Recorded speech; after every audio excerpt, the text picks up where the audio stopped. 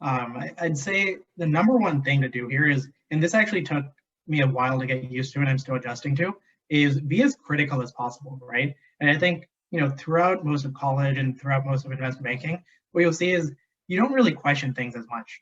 When you see something on an investment slide deck that you're putting together, it'll probably say, CAGR of XYZ%. And you kind of just take that for granted and you kind of move on.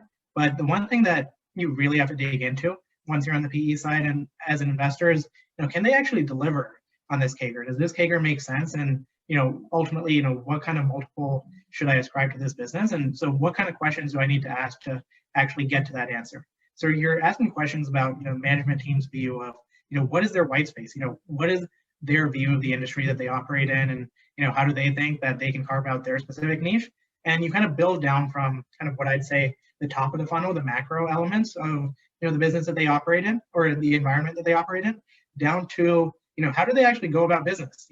How do they think about the, products that they're launching? How do they think about their portfolio of products?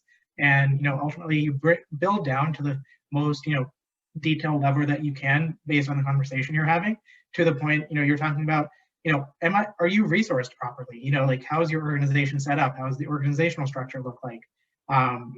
What do you need other people to come in to, help supplement the work that you're doing? So it's very dependent on kind of what you're looking at. But I'd say having that general framework of, one, being skeptical of everything that is kind of coming across.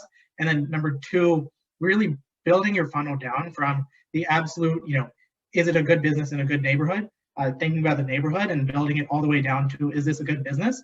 And I think that's important. And, it takes a lot of practice, takes a lot of time.